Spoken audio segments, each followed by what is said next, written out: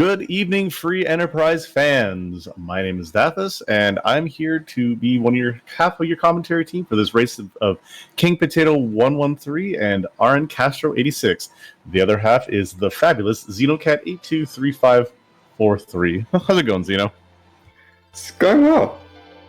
You have some interesting objectives here. I mean, raise the big... It looks like it's just a key item hunt. Not too bad, actually, looking at it. But yeah, it's I'm a big fan of that required music. Oh, absolutely. It's fantastic to see that we have a possible required music. Going to depend on where that's hiding. Additionally, where the pan as well, because those are the two ones that are probably going to be we're not going to be going back and forth on those. One of those are going to happen along with the big whale.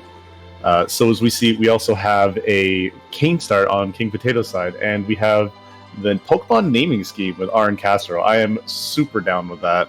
But we also have this hook route being brought to you. It is a pair of 1-1 runners. So this is a kind of a last ditch for them because it's the last week before the play-ins. One of these guys is going to go to one of the play-in matches, and unfortunately one's going to drop to 1 and 2. Yeah, so the stakes are very high for these two runners. Both of them, I'm sure, are hoping to get the win and get that chance to get into that hook play-in for a chance to move on to that table round. Yeah, it'd be a very nice little story coming back from one of them too, because I know I'm looking at their previous stats. They're one of the many, myself included, who went 0-3 in the previous group stages, and to be able to go from that to table chance, that's pretty big in my opinion.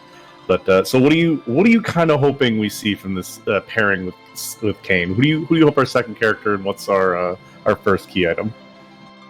I mean, if I'm being nice to these runners, I'm hoping for a Tella early, just because Tella has so much utility early on. And Kane can take care of some early damage if they find a decent weapon for him. But if I want to be trolly, I'm kind of hoping for a Kane and Edward start. I mean, so Edward start is not always a bad thing. We do have the spoon flag enabled, so that kind of makes Edward's priority as a character a little bit up and such, because he has the ability to do damage if we find the spoon fairly early on. If not, then yeah, he goes back to his usual anchor / hide from evil wall shenanigans, and that's really about all he gets to do. But he's a double edge. Sorry, wrong character. The double Edward, or the Devil's Edward, I guess you could say. But we're getting really close to when these runners are going to start. I am super excited to see who they're going to meet in Baron, as well as the key item. We've seen some really good checks. The divergence is always going to be huge. It's who's looting where, what's the important things, and where the big priorities are going to be. Is it characters or is it loot? Yeah, that's a question that's been really hard to answer on these group fights, whether you prioritize getting the characters, getting your party together, putting together a good party so you can start getting through the early game, or getting some loot first to get the characters that you already have going really well. Absolutely, and as well, it's who do you keep and who do you leave behind. As the runners get started off, we're going to see who they're going to be paired with. We know that Cecil's kind of fallen out of favor, even with the Crystal Sword rising prominence. We have Kane looking into a mirror and seeing a Yang handing out. There's actually an objective right off the hop with a Twin Harp, though.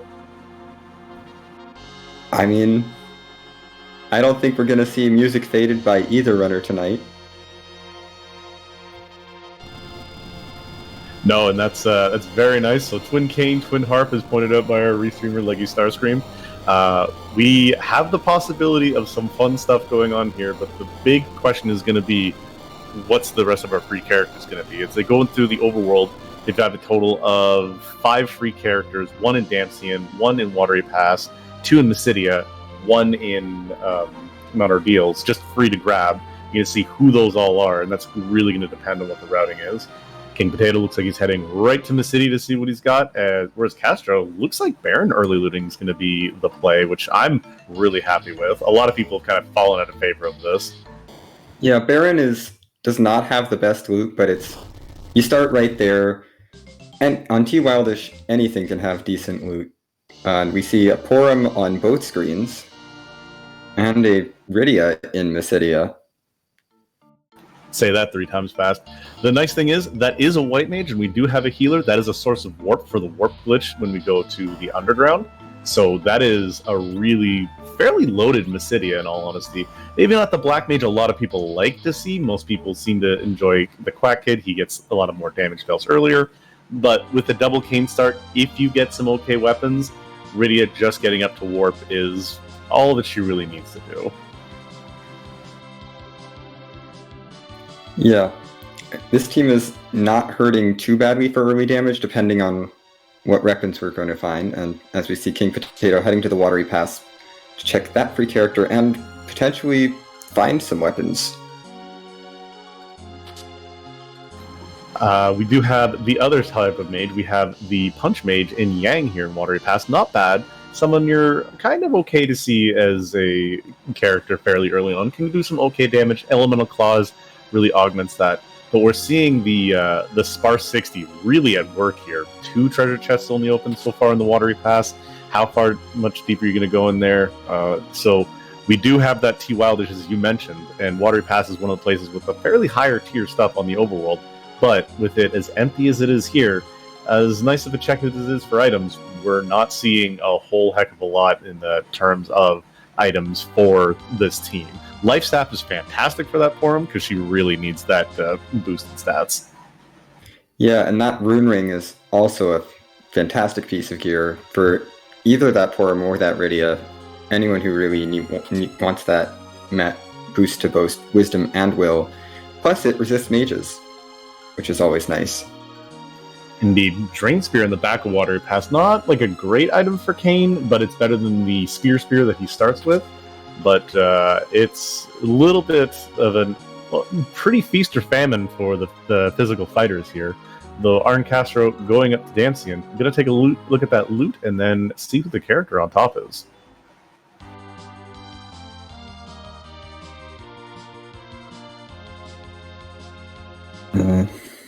Yeah, we haven't really seen much in the way for weapons for Kayn, so I wouldn't be surprised to see one of our Kayns get dropped fairly soon.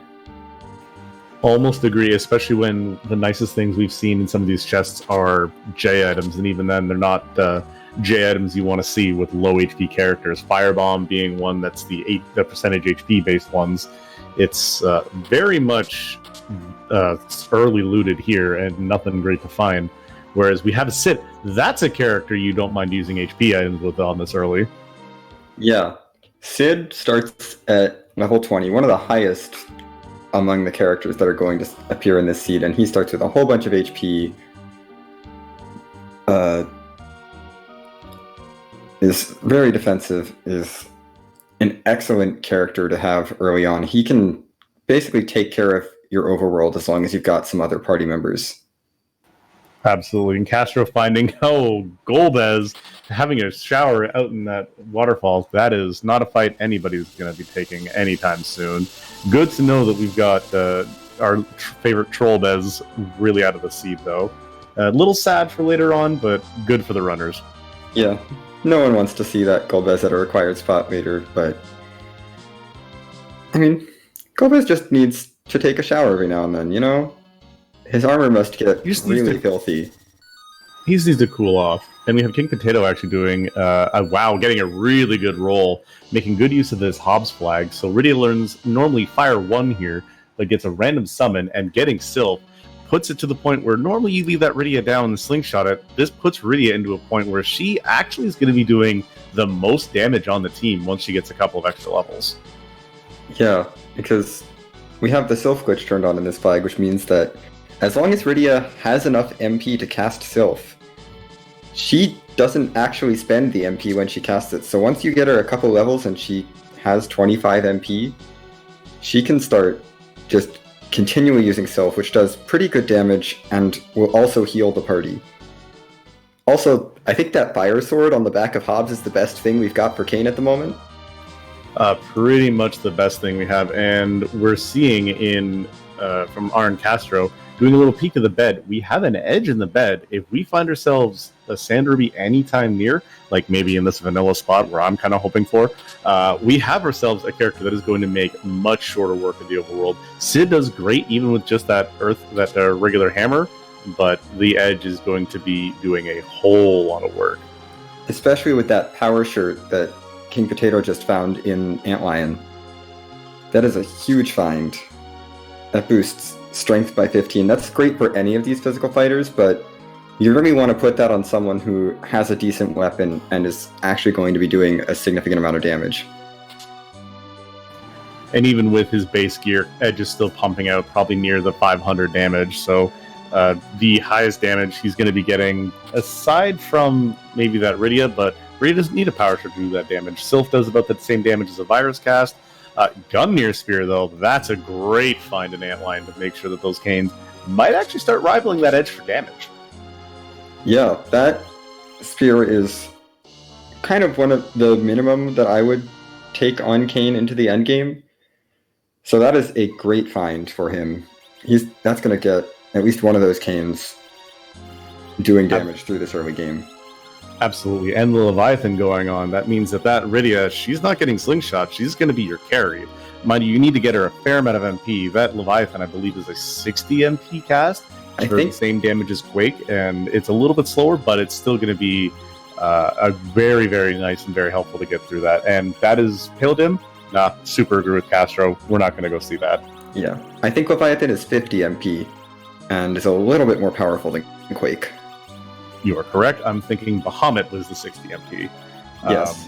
But yeah, the runners are definitely going to be very, very happy with all of the gear that's from this Antlion. It's going to augment everything else they've seen so far, because I know if I was in their shoes before here, I'd be like, when am I ditching these canes? Because they have nothing pretty on them.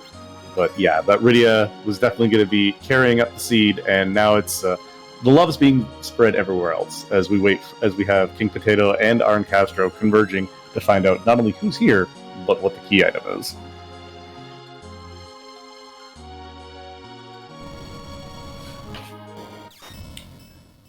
Yeah. The one thing I did forget to mention that we overlooked in that Antlion is the Gaia hat, which is real nice for that Rydia. Boosts her wisdom stat and will stat even more. And, ooh, that's a Wyvern. Gets off at least one Starveil. The other one's going to be used up regardless. Mega Nuke's still going to take him down. And Porum doing something she's done a lot of from the Fabul Gauntlet, our previous tournament, on now, where she just straight up dodges those Mega Nukes. We talk a lot of... And there's the vanilla. Called it right there, by the way. So I heard you guys wanted Edge, and this is the tasty, tasty vanilla. Leggy, I'm sorry, I'm apparently infecting your seed rolling. Yeah. People like to talk about how Porum is the inferior white mage to Rosa, but as we've seen here, Porum will dodge a Mega Nuke. I'm not going to lie, I've seen Porum dodge more Mega Nukes than I've seen Rosa dodge Meteos against Zeromus, and it's fairly impressive how often she is. And I'm one of the ones who is still Team Rosa. Will take Bay over Porum, but no, 100%. 100% is it. Question in chat, how does Porum dodge Mega Nuke there? So Porum has a fairly decent wisdom stat at the early parts of the game, to the point where... is it Will? I believe it's Will. No, it is Will. Yeah. I think it's decent at Will, and I think her wisdom stat isn't totally abysmal. Yeah, so the point is she has enough where it, like, for an early game, it's fairly high. Plus, along with the life staff and the rune ring, pointed out by our tracker, Pankraz, she has a really high enough stat. The magic's low enough here to the point where her magic defense is at such a high enough multiplier that she straight up dodges the damage. It's here, and I think the first spot on Hobbs is where I've seen her... the first spot on Ordeals is where I've seen her dodge the most. Yeah. This spot also doesn't have very much magic, so the Mega Nuke only gets one roll to hit, and with about a 30% chance to dodge, it's very reasonable to see her dodge this Mega Nuke completely. Absolutely. We have another shot at it, so even with this BS6, fortunately, she doesn't dodge it on Castro's side, but again, Kane's got the Starveil up. All that's necessary King Potato, though, fighting cutscene the boss. Yeah. I guess Dr. Lugia decided to bring his robot Balnav and attack Fabul today. He just wanted to show off the monks. It's like, this is what we can do for you. We can rebuild you. We can make you better. But we have Castro picking up that Sand Ruby. Curious to see if he just goes and cashes in and gets that edge, or if he goes for another character. I know that I would be booking it right to that edge in that bed. Yeah, I don't believe King Potato peaked the bed character, so I don't think he knows that that is an edge, but with the Sand Ruby or in the Kaipo area, it's still, I think, worth a check. Absolutely. And it could be rotating back around, maybe going to check that edge on the way back to Baron or something along those lines. Probably just routing decisions, which is always the more interesting thing. Is, do you grab it now? Do you grab it later? But Castro's like, I want this, and I want this right now, which 100% do not disagree with. Whereas King Potato finding himself in the real fight versus Dr. Luggage. The real fight, not too scary. Dr. Luggage will only do this poison attack at the beginning of the fight, and then the rest of his damage is HP percentage based, or he just goes down in one jump because this spot doesn't have enough HP. Yeah, and the thing is, with a boss that has multiple forms, all the HP that is in this spot is split between all the forms, so it's got a very, very small amount of HP to be doing anything. Castro selling everything, finding a cursed ring that looks like in Kaipo as well. And I missed the key. That's a hook. We have a hook seed. We may be heading underground through the rude way. Yeah. That cursed ring is going to help out a lot with that hook route.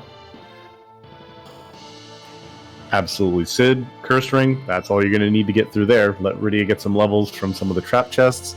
Let that Leviathan, that Sylph Summon, kind of take you through that. It does all depend. It's a little unfortunate that we saw Wyvern here. Although if we saw Wyvern on the hook route, that would mean that the Magma Key is in play in the overworld somewhere.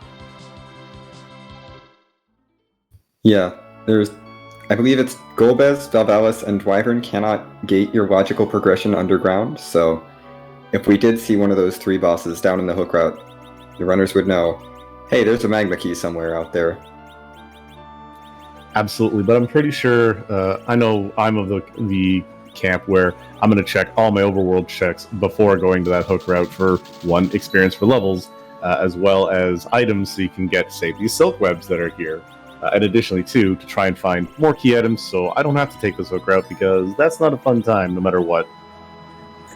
You never know if there's a Magma Key hanging out on the overworld. Absolutely. Not only that, as the other things we're looking for example, we're looking for the pan for Yang's wife. That could be there. Or we could, say, find Atella and find Darkness Crystal in the overworld and make that hook route absolutely irrelevant. But King Potato finding the absolute best item in shops. We have Thunderclaws. A little late for the Dr. Lugia fight, but perfect if we find something like, say, we find Kenazo, we go do some of the Siren Grinds, a whole lot of utility from those claws. Yeah. There's still several bosses that are weak to that Thunderclaw, several relevant enemies, and that's going to be really nice for both Yang and that edge if King Potato heads to the Sand Ruby, to Kaipo to turn in the Sand Ruby.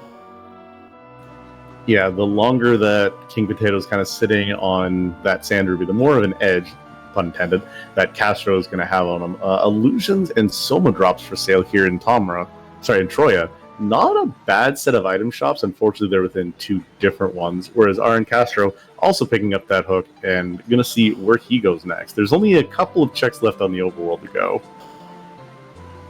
Yeah, at this point, the only checks runners have left are Ordeals, the Baron Inn, and they could chase that Twin Harp and take care of that objective for another chance at a Magma Key. Additionally, we do have D-Mist out in the wild, so we could find a D-Mist at a very cheeky spot. No one's checked the Vanilla Mist Cave spot, no one's checked Zot 1, which that could be where a Magma Key is hidden, or it could be where the Pan's hidden with D-Mist. We don't know, but with the hook route, it's probably going to be one of the further things from our runners' minds. Yeah.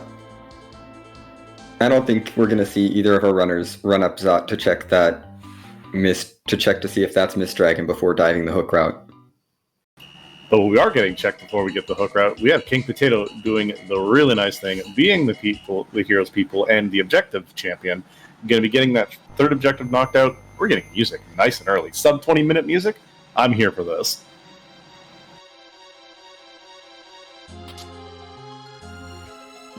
Yeah, you never hate to see music happening in a seed, especially when it's early.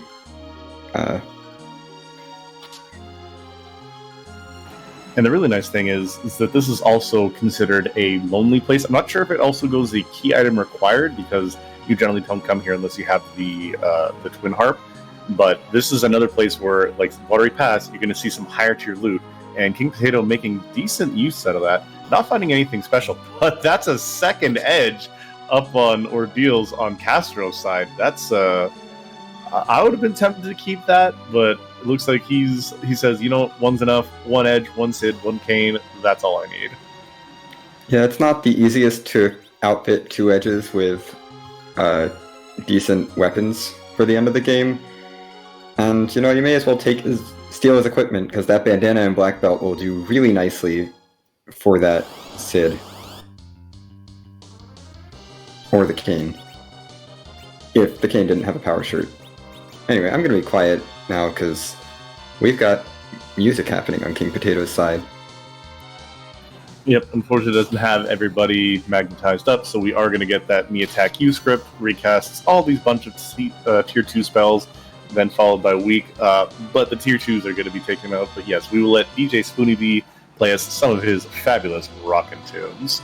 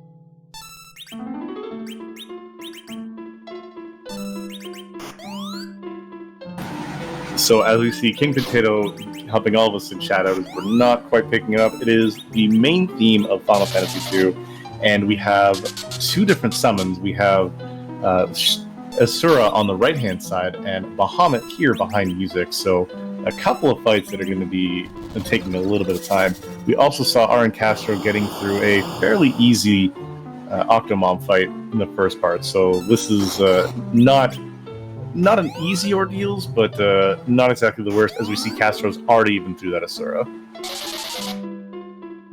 Yeah, Asura at the back attack spot can be a little bit annoying if she gets a nasty Cure 4 off, but with RNCastro's damage output and not letting her get that turn, gets through it pretty easily.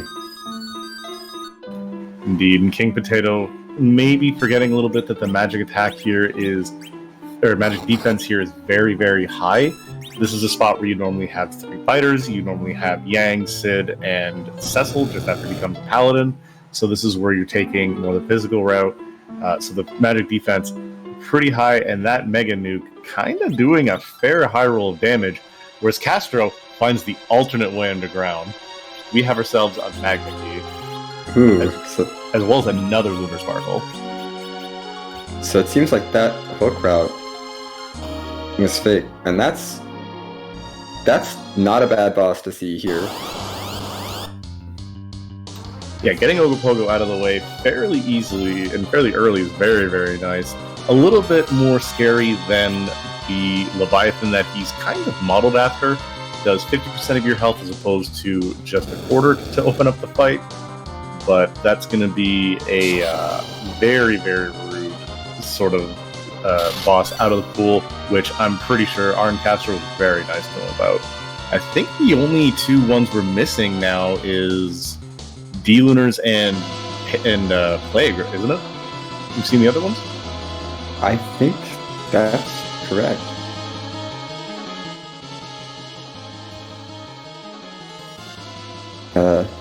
RNCastro through that ordeals check now, leaving the mountain. We'll see where he goes next as King Potato is getting us our music again. Indeed, a little bit of a reprise of the Final Fantasy II main theme. But yeah, we have the underground open up to RNCastro. Very, very curious. He kind of has a lot of checks open up to him. Where he goes is going to be the most interesting thing.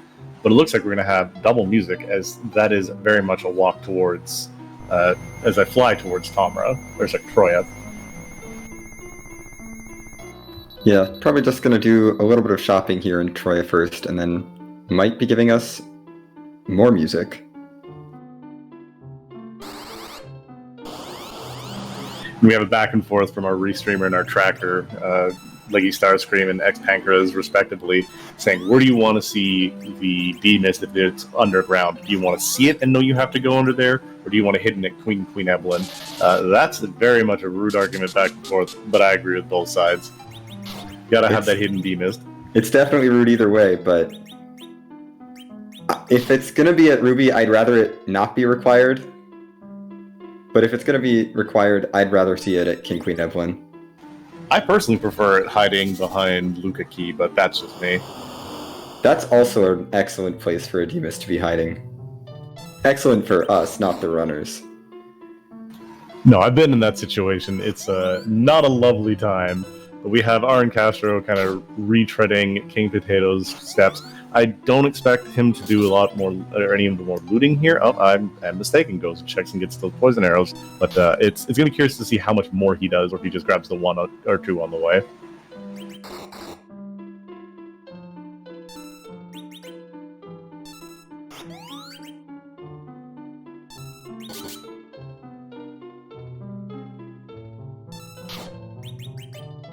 So we have a bit of the runners running back and forth over each other's footsteps here, and RNCastro doing a little bit more looting. And another Leviathan summoned, as a matter of fact. Gritty getting all the spells. I just wanted to give a shout out to the guys who are making the work behind the scene. X Pancras, who is our tracker, Leggy Starscream, doing the restream. Myself and Xenocat, we get to sit up here and we get to gab our faces off, but the real heroes are the ones behind the scene. And Leggy rolling this semi-rude seed, as we have to have both canes jump, one cane jump, just to be able to survive through these mega nukes. Yeah, and a big thanks to the runners for putting on this race. We wouldn't be here without them. And King Potato gets through this Bahamut with both canes standing.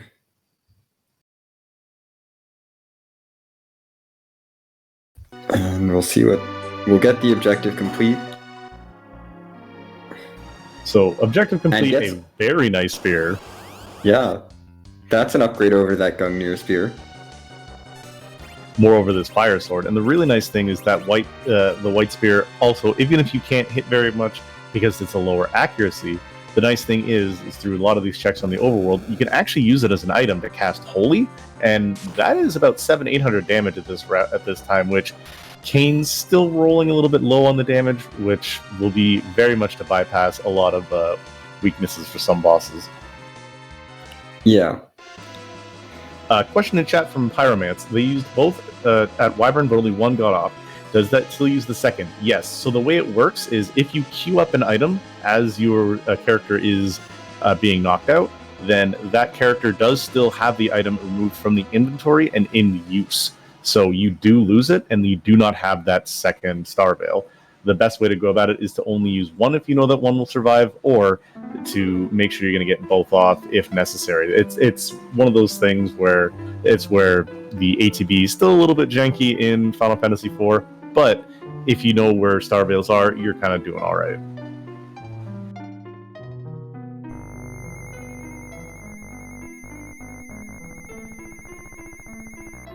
Yeah, looks like King Potato is going to check Baron in before ordeals. This makes sense. We haven't seen a Tella or a Cecil so far, so there's no incentive to do ordeals to get that Cecil turned into a paladin or to get Tella his full suite of spells. Indeed. Also, a little interesting that King Potato using that tent here, the the Sand Ruby would also give you a full heal. Could have used that, check the character, and give himself +1 inventory at the same time. But it's still interesting the way different runners do again different paths around. Perhaps has forgotten about the Sand Ruby check, and I mean I know I'd want a full heal before going into Baron Inn. Absolutely, especially after dealing with the Bahamut you've had here and the getting trolled by the NPCs. This Baron Inn is probably the worst spot. Everyone talks about the Kaipo lady or the one in Troya. No, the two women on the path up to where the Vanilla Yang is, I think are the worst here. Can't forget Agard NPCs. Okay, no, my bad. Agard's worst. Yeah, there's 3 NPCs in a very tiny spot. Don't check the weapon and armor shops there. The NPCs will get in your way. And we have RNCastro picking up his White Spear, his Objective 3, and he is exiting out and heading on to his next location, whereas King Potato uses that Firebomb, not quite enough damage on it, so we have a Porum eating a Globe 199 for about 8k, which is not a light hit. And the jump from the Kane, gonna bring it down. We're gonna see the second boss. That's a Baigan. That's not exactly what you want to see here. He's gonna hit pretty hard. Yeah, this spot hits very hard for being an overworld check. Taking out that Kane in one hit. Ooh, and Meridian, not at full HP, gets knocked down. I was gonna say that Leviathan can do some work, but not when you get punched for almost all of your HP and you don't have a full amount.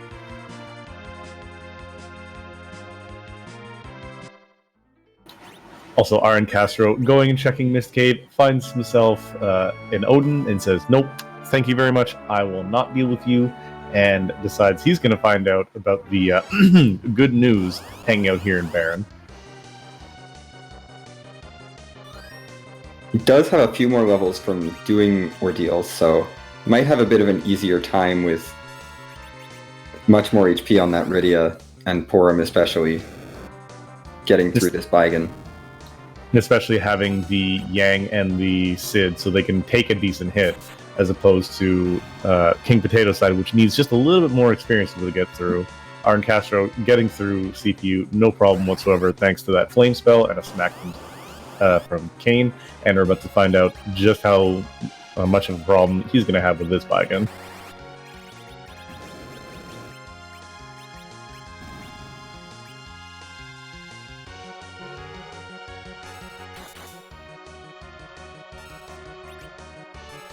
King Potato, though, deciding, you know what, I don't want to slam my head into that wall, which is a very good call, and is going down into Evelyn Cave, whether to look for items or to see what that character is a good call right there. Still doesn't know about the Magma Key that is sitting on top of Ordeals, though. You know, this could prove to be a bit of a mistake if he commits to going through this hook route. Then again... However, that shop, though...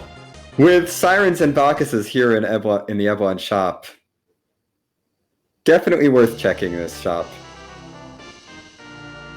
Absolutely. Castro getting through that fight fairly handily and finding themselves a rat tail for their troubles. Gets another twin. Probably not going to take that Porum, that second Porum, but we're going to go see, maybe they'll go check to see what's behind that rat tail, or maybe we're just going to get another deep dip underground.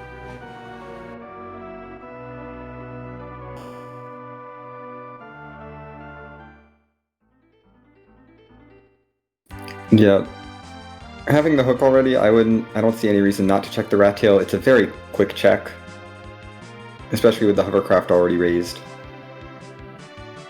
And it looks like that's what RNCastro is going to do. Yeah, I think with the hook raised, you know it's a Magma Seed. I would probably go check the Evelyn shop first, because it's a gated shop when we see just how loaded it is, to know whether or not I'm going to bring the hovercraft back here, or just have it sit here for if and when I find the pink tail. But that is in fact a spoon, though. that edge is going to be very happy no matter where he throws that. Yeah. And definitely makes sense to check that gated shop even with the magma root, because the Ebon shop, unlike all of the other gated shops, or gated item shops at least, gets 2 tier 5 items, whereas all the other ones only get 1. So you definitely don't want to skip on the Ebon shop. The way we've seen it been lately, it is probably the one shop that is the most punishing, as we almost always have been seeing sirens in there, which those are going to be disappearing once we hit the group stage, the table stage. But since we're still in the groups, that's also a ninja sword that we see for one of our edges. So Ebon Cave kind of having a really good amount of loot for both of the runners, no matter what team they have. Yeah, that ninja sword will really get that edge's damage off the ground, considering we're still rocking a middle and a short sword. The ninja sword is a huge upgrade from that. Absolutely. His third best weapon, depending on how you want to go about multipliers, can arguably be his second best. But we got some summons being sold off, some gear being sold, because this shop is everything you want and more. Maybe going for, go ahead and grab those life potions and seeing how many of these sirens and the Bakai we can get here.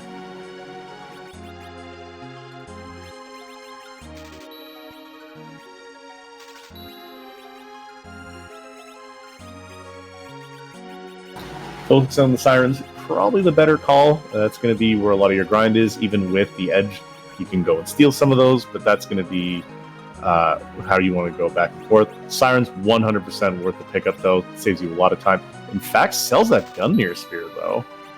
Well, with only 1 cane and already having the white spear, no reason to keep the Gungnir around.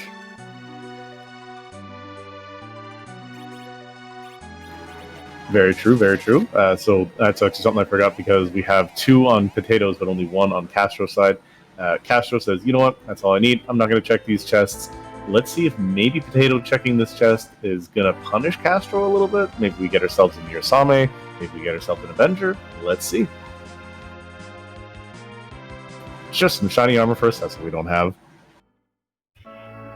I mean, that sells for a decent amount of money, but... And we see just another cane here, down on the hook route. But a free boss at Ruby.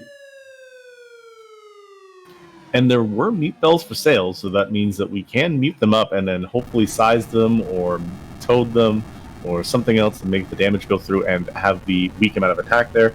But yeah, that is definitely a fairly free hook route, almost one that you take just for that extra experience and the loot along the way. That's a back and forth. It also depends on what we have sitting at the King Queen Evelyn spot. That's going to be the real wall. Yeah, if that King Queen F1 spot is something very rude, like an Evil Wall, or... Well, we've already seen Baigan. Even Kainaza there can be pretty rude. Yeah, the really nasty thing is that that spot there is very, very fast. Kainaza will definitely be getting a wave off, unless you have floor rages and queue that up immediately. But yeah, that's not a happy spot. Only 6,000 HP to chew through, so the big wave will do roughly 12-ish hundred, which is more than enough to take out the team that you've got here. But it's still not the worst amount of damage you'd be taking. Now, if it was at the Conte spot, that's scary. Yeah. No, the big wave at the King Queen F1, the wave at the King Queen F1 spot is not too scary. What I'm more scared of is the punches at that spot, because that spot hits like a truck. Absolutely. And King Potato getting a good out here from the Mad Ogre chest. Going to be grabbing another bit of experience, whereas Castro looting Dwarf Castle, finding some okay stuff there. Not so much in the loot itself, but in the item shops there was more life potions I think I saw there. But we are going to go and see what's going to be hiding not only around Luca's neck, but what is sitting in the key item and the 2 bosses that we have here. Because we still have Threemus out in the wild. Yeah. And don't sleep on that Aegis shield that he found for that Kain. That's a pretty solid shield. I think best magic defense of any shield that Kain can equip. And also gives That's a blue robe. Ooh. Is this a gauntlet? Or 1 or 3?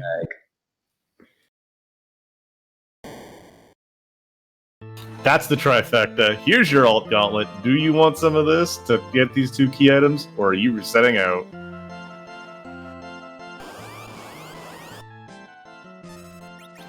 And Castro's taking the fight. I 100% agree with this. You have Edge. Flame's going to make very short work of most of the enemies under here. As the nice thing about Edge, he just doesn't do all the work in the overworld. The underground is where he can put a lot of work into. And the nice thing is you've got character check, 2 boss checks, 2 key item checks with that warp glitch you've got sitting on that Rydia. But unfortunately, King Potato took a wipe to the Mad Ogre chest and didn't save after doing the Stalemate chest, so is going back and getting all this experience and doing these fights over again, unfortunately. Yeah, that's really unfortunate. And the Mad Ogre chest can hit very hard. So it's important to be very careful when you're doing the Mad Ogre chest. So another benefit to that Aegis Shield, not only does it have one of the highest magic defenses, if not the highest magic defense in the game, it also resists mages. And the Mad Ogres, as much as they look like they should be berserkers and not mages, they are actually classified as mage enemies, so they will be doing reduced damage to whoever's wearing that and who's ever wearing the rune ring. Yeah, and while King Potato doesn't have access to that Aegis Shield, he does have access to that rune ring, so that should help keep... I believe it's Porum who has it equipped right now. That should help keep her alive. And if he really wanted to, could even put it on that Yang, have him be up in the front row taking hits. Yeah, he'd be the only one left alive to get the experience, but he'd at least be able to get through that chest or make it so he's only down to the 1, and then get the rest of the team up, hopefully with no problem. Yeah, I did see a couple of hourglasses in King Potato's inventory. I think he was probably hoping to save one of those hourglasses for that free fight at the Rubicon spot, but it might be better to just burn it on the Mad Ogres. He's only got the 1, and I believe were they for sale in the Eblin shop? Because if they are, I would definitely be backtracking and grabbing myself another 1 or 2. I don't believe they were for sale. I think it was just Bacchus and Sirens. Along with some items at lower tiers.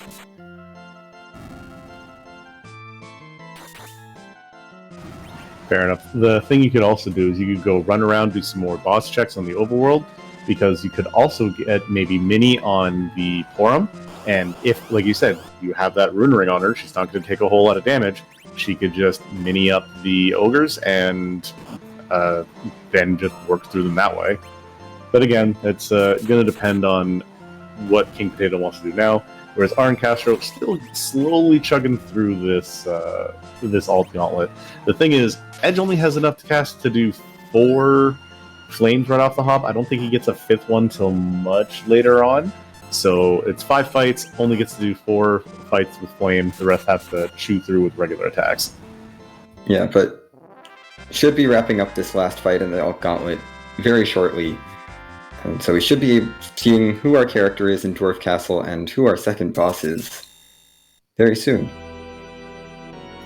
Absolutely. You're kind of hoping for a character of some substance, maybe some decent key items here. That's a Dark Knight Cecil. That's not quite scary. This is one where he tickles as opposed to his Pain Man. But we have Paladin Cecil on the other side. And Castro says, nope, don't need Ho. You get to go and chill out while we have Eevees growing up. I'm pretty sure the damage here is in the middling range. Maybe probably something like 200 or 300. I could be very wrong. Or I could be dead on the money. Yeah, this is where it's Cure 2s are going to be doing a lot of work. Yeah.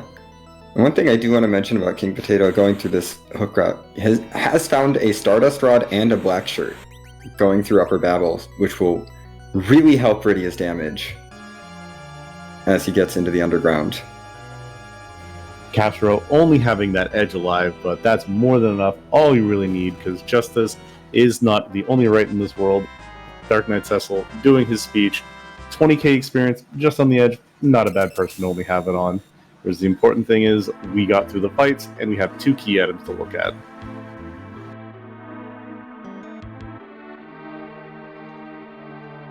Speaking of boss fights, King Potato doing the last bit of loot, finding just a Slumber Sword, and we're going to find out who is sitting at the King Queen Evelyn spot. That's a Valvalis. I would be leaving immediately. I mean, that's all the info you need right there. You know that this can't be the logical way underground, if you know the way the randomizer works.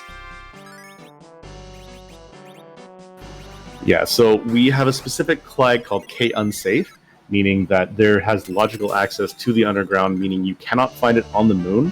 It has to be through logical progression. Castro finding just a siren. I say just, but still a great item to get from the warp glitch.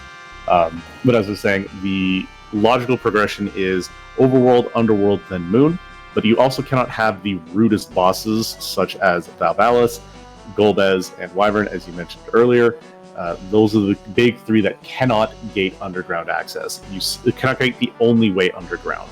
They can gate one way, as we see here, Valvalis blocking the spot here.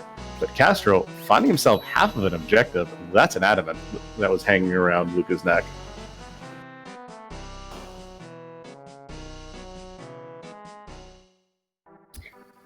Yeah, definitely don't hate to see that. That's gets you that much closer to maybe not having to find that pan, or potentially not even having to raise the big whale if we find a pass here on the blue planet.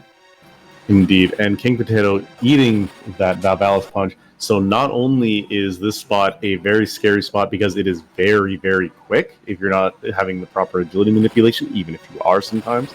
Not only is it that, but it is also one of the higher attacks. As you saw, Kane eating 1,000 damage fist from Valvalis. Even looking at RNCastro's side with that Sid and with that Edge, that is not a hit you want to take anywhere near this time. Yeah, looks like King Potato is backing out of this hook route. Since we know that Val cannot gate the logical access to the underground, this makes complete sense. If he knows that which bosses can't gate logical access, he knows that there is a magma key that he stated somewhere on the overworld. Likely Ordeals, but potentially still at that demist. But we know it's at Ordeals.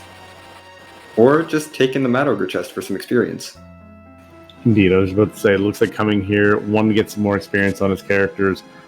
Not a bad call here. Thankfully, Yang does not go down, whereas we have RNCastro into the Fey March, finding some okay items, and is going to see what we get from a free key item.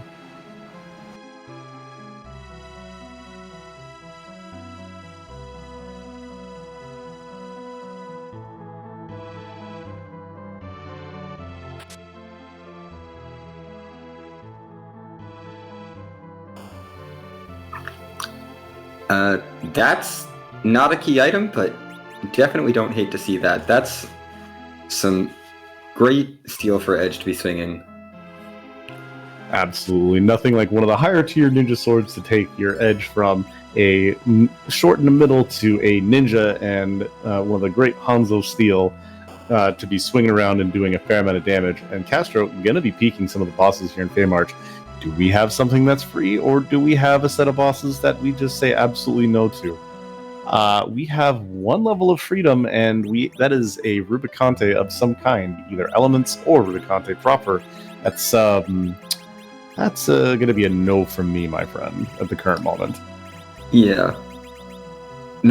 Those Dark Imps are free with that Hourglass that he's got in his inventory, but the trouble with the Dark Imps is they'll get 3 attacks before you get 1 attack off. And if that attack hits the person who's queuing up the Hourglass,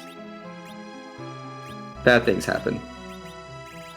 Absolutely. It does have a ninja shirt for that Edge, so could put him in the back row, maybe be able to take enough of a beating to the point where he could possibly toss out that Hourglass.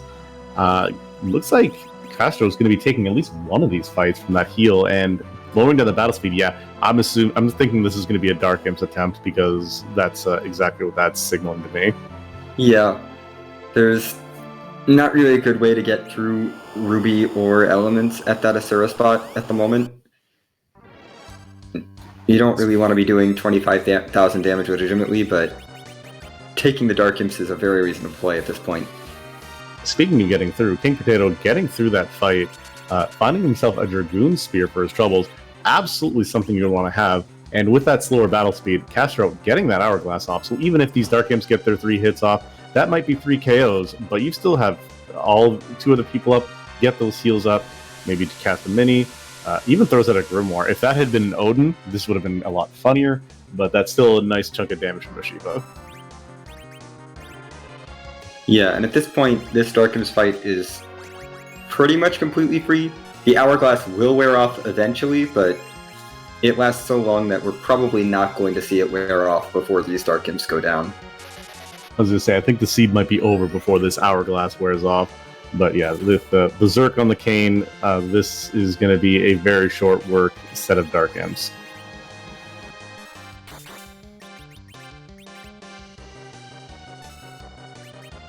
Yeah, and looks like King Potato has noped out of this hook route. Seeing that bell there, it completely makes sense. He knows that there is a Magma Key somewhere on this overworld.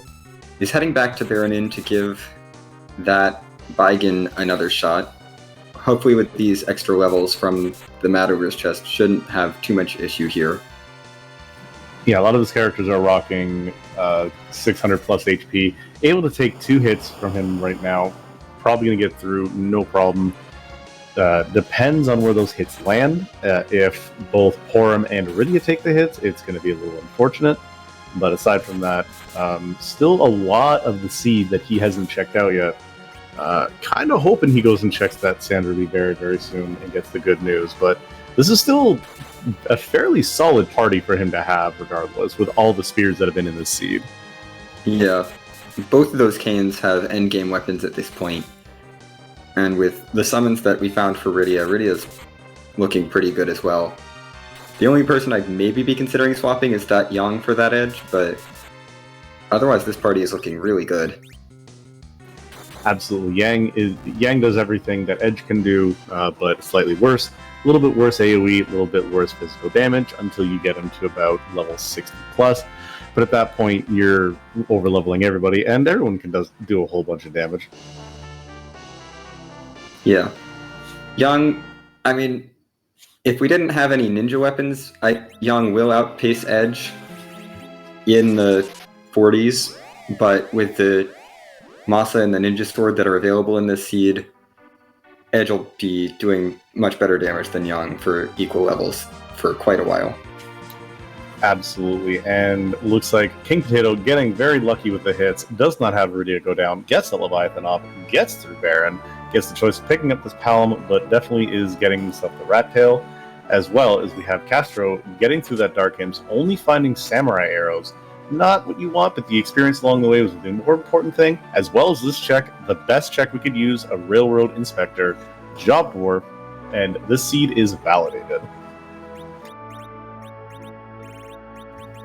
Yeah. I know I love to check Job Dwarf, even if I'm not getting restreamed. You gotta check and see what job he is. I mean, if I get underground, but usually you get underground. Indeed. Castro actually selling that White Spear, too, to bankroll these Hourglass, too. So that is a very, very stacked set of shops on the way to and in the underground. Troya, Tomra having a fair amount of goods, as well as all the possibility of those sirens that you can get more of, either from stealing them or from going back into Evelyn Cave. Yeah. And it looks like Castro is going to be heading down through the Sylvan Cave, probably to set up Sheila 1. Because if you walk through Sylph Cave and then talk to Yang in the bed, and then head back to Fabul and talk to Sheila, she'll just give you a key item. For free. My husband's where? Well, here's something to go deal with him. In the vanilla game, actually is the pan, which is part of one of the objectives. Doing the waking of the pan and then bringing it back to him, which normally would get you the spoon in the vanilla game, whereas in here we know that's not what's going to be there, so it could be something a little spicier. We could find a darkness crystal there, we could find other things, but speaking of finding, King Potato cashes in that Sand Ruby and finding himself the edge. Going to be very, very happy with that. Going to see who exactly he's dropping for this, though, because I think that's a character you keep no matter what. Yeah. Not surprised by dropping the Yang there.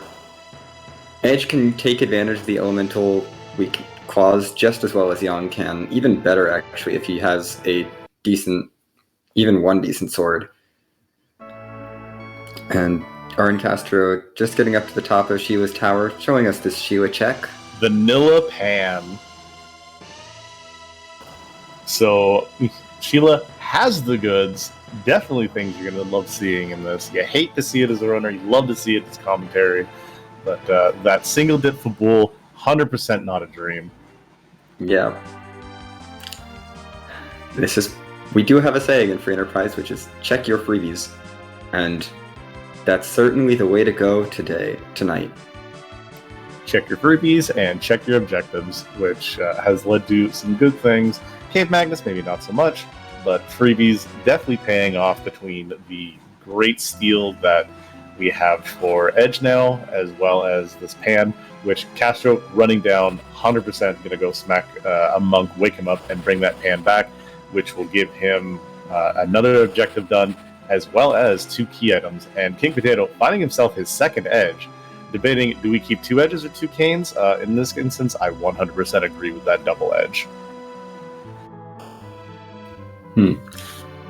With the good spears, I would be tempted to keep those 2 canes, but double edge is also a legitimate play, and well, he's not going to be amazing. Well, a short sword edge isn't going to be amazing late game. He'll definitely increase your power through this early game and into the mid game.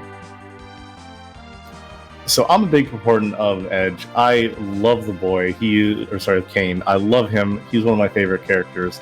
But I still am of the side of, if you give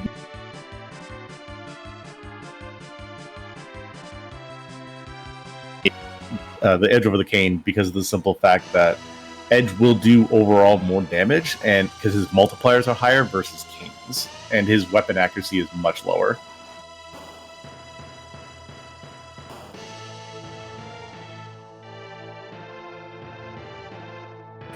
Silt's giving up yet another Ninja Blade, so we are seeing a whole lot of weapons for Edge in the seed, having both of these very worth it. That is objective 4 for RNCastro. That is a package. Do you chase that for the possibility of D-Mist hiding very, very rudely back there? I would check Keyless Tower first, and possibly even take that Ruby or Elements fight in the Fey March, but we are running out of options.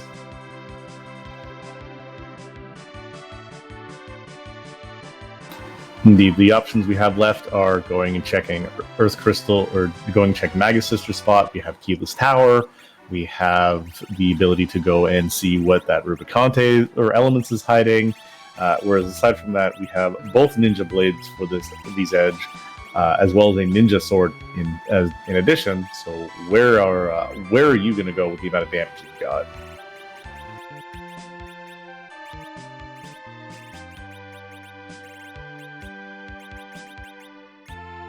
Looks like is getting ready to head up Keyless Tower. I don't hate this play. It's a bit of a long walk, but if you don't get something you like, you can always reset back to the bottom of the tower. This is true, and we could still have the option of D-Mist being up here, which this is a fairly high HP spot. This is where Luge normally is in the game, and you're looking at someone who's getting a triple amount of HP, or getting the triple amount of HP. This is I believe, 18,000 HP spot. The amount of weapons we have on between this Kane and this Edge is going to be making short work of it, but it's still going to be a fair amount, especially with its 3 hits into the Mist form change. It's still going to take a minute to get through. But what doesn't take a minute is this Asura, King Potato with these extra levels and these extra characters getting through this fight and going to be getting up through ordeals fairly readily. Yeah, one of the advantages of coming to ordeals late and having all these levels is these bosses don't really stand much of a chance to King Potato's party.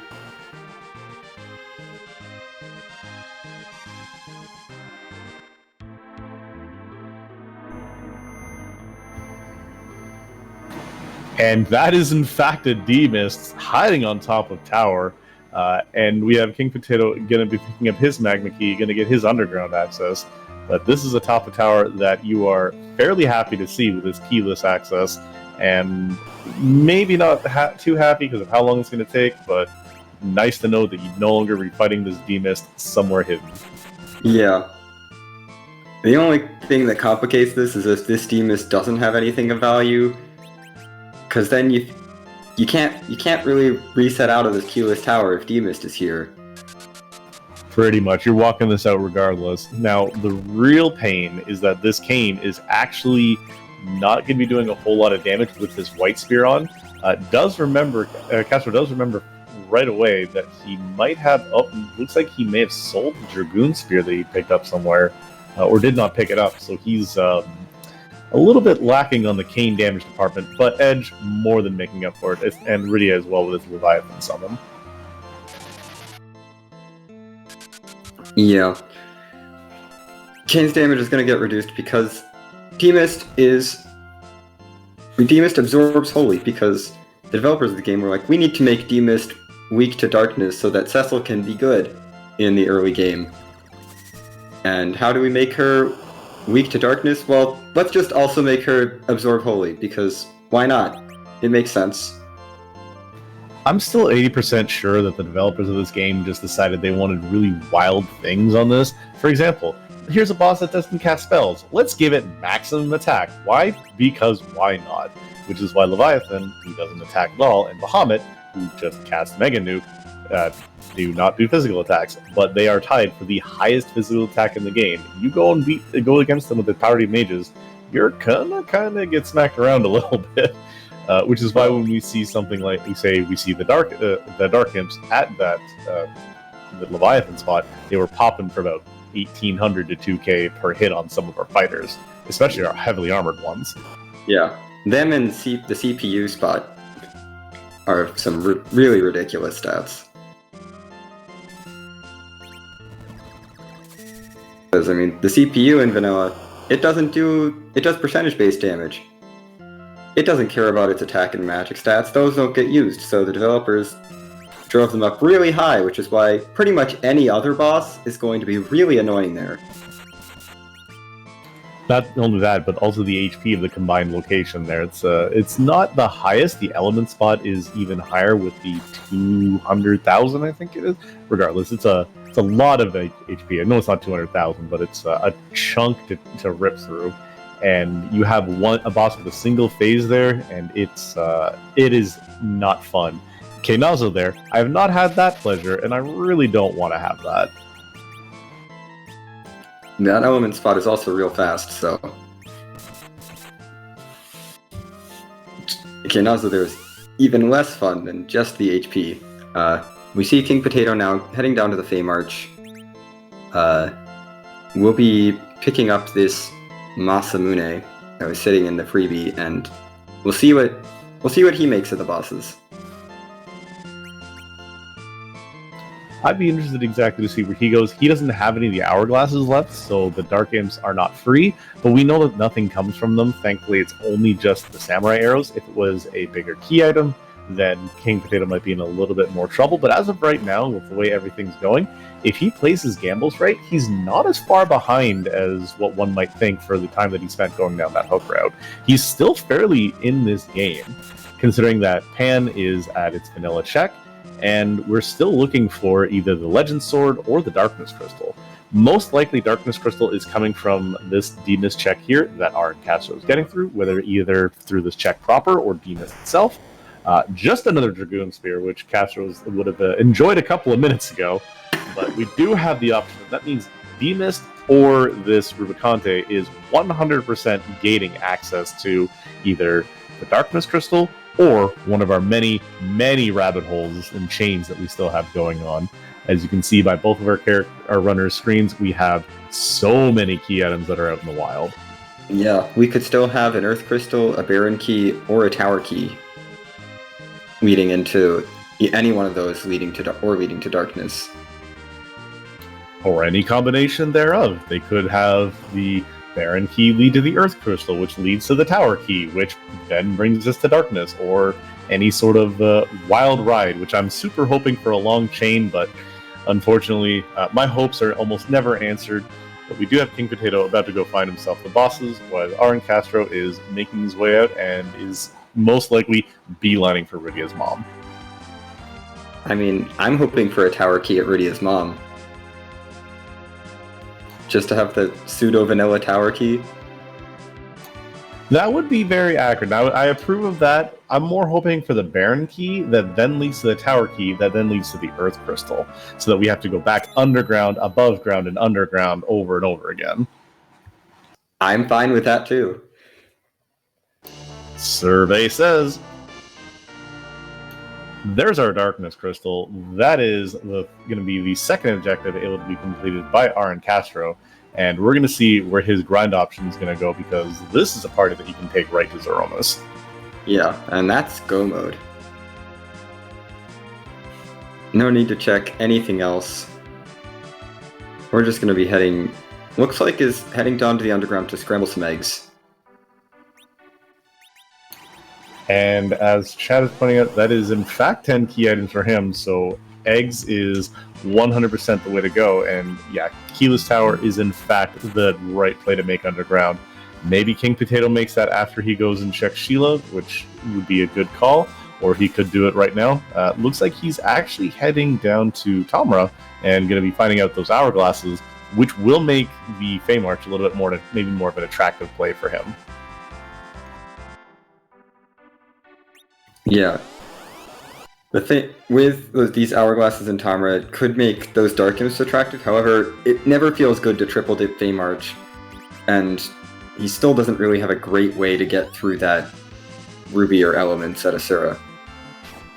Absolutely not. When we see RNCastro jumping with that cane, I don't know if he put the Dragoon Spear on him that he got from Tower or not, which I'm pretty sure a regular attack from them should be a one-hit on these eggs. I don't think so, based on the fact that he's only dealing 3,000 damage with these jumps. If that were a Dragoon Spear, I'd be expecting at least 5,000. Very true. Even with the White Spear, as you can see, still pumping out equivalent damage to this edge, who's using, again, both of them are rocking endgame weapons. They're both rocking endgame armor, so they're going to be doing very relatively the same damage, thankfully.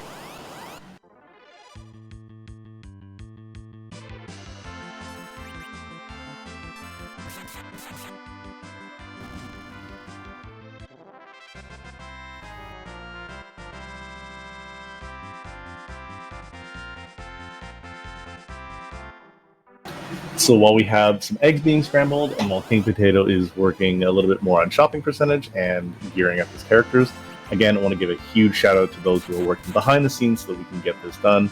Again, X Pancras is doing our tracking and lighting up all those pretty little buttons and making sure everything's done correct. And we have Leggy Starscream, who is bringing you all this fantastic action and is making sure that nothing's on fire, even if it actually is. So big shout outs to them, and again to Xenocat, my co-commentator. You are doing fabulous, and it's always great to share the booth with you. Same goes for you. Looks like King Potato is going to be taking the Dwarf Castle check. Has just popped a 10, and probably won't be too happy to see this alt gauntlet here. We'll see if it makes him change his mind. We have Castro going to be striking off Objective 2, raising that big whale. I didn't see what level he got to, but he could be Z ready. If not, maybe going to go crack the rest of those sirens up on the moon. Again, with that Dragoon Spear, the King Ryu grind 100% on the table. Not as fast as what the 10 key item and the egg grind would be with the same kind of equipment. You'd be one-hitting that, but still a very, very good option to be fighting. Yeah, it's not as fast, but it is a lot more experience per siren, and if he feels like he might be running a little low on sirens, it's definitely understandable to head up to the moon, do some double gold dragons, and get a lot more bang for your buck in terms of experience. Absolutely. 7 more sirens left in the inventory. We're going to see whether he's going back underground, what he's going to be grabbing, and going to be seeing exactly where the next path's going to be.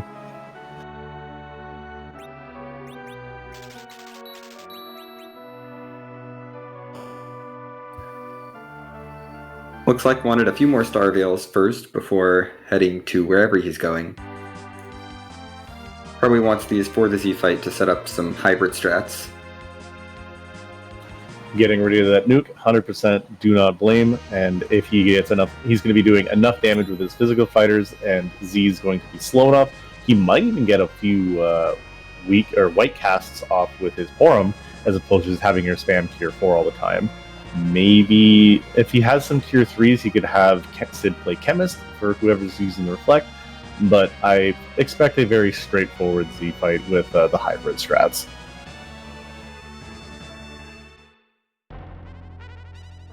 Yeah. RNCastro landing his big whale on the moon, going to give us a peek at this Lunar Dais character. We'll see if... Can we have yet another edge? See if maybe interested in taking this character as an anchor, or probably not. Sid is a perfectly fine anchor at this point. It's not another edge, but... That Porum is also another great anchor. Is someone who you can just plug and play immediately at base level, has everyone, even Fusoya, who is Sir not appearing in these seeds due to flags, able to be relative agility 1 from the get-go, no items necessary. Yeah, but not taking that Porum has a curse ring on the Sid, which should be enough to get the rest of his party up to relative agility 1, and this Sid has enough HP that he might be able to take some big bangs. So he's probably going to be much more useful as an anchor than that Porum would be. Absolutely. Sid having, I think, the best HP growth out of any of the characters. Probably the only one who will get quad 9s before anybody else.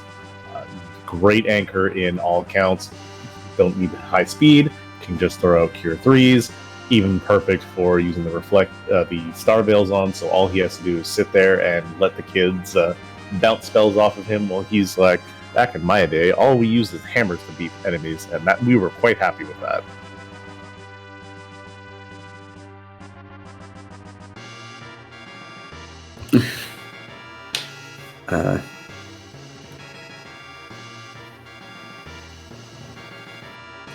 KingPotato getting to his last fight in this grind here. The Black Lizard's not going to be, again, much trouble, and he's going to find that Pain Man who's going to do a fair bit of work here, but I believe those double edges are going to be more than enough as long as they get at least one of the Cure 2s off them.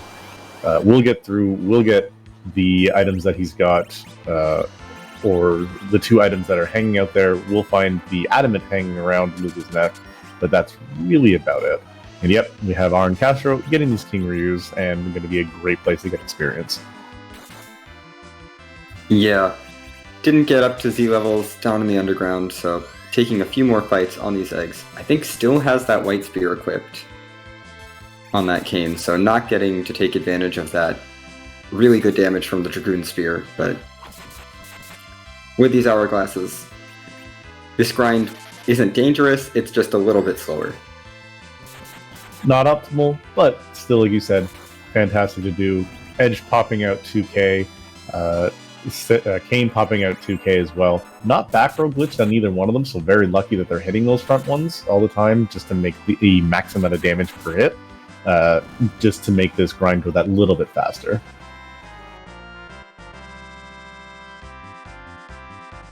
Yeah, and as you can see, getting 180,000 from this fight. That's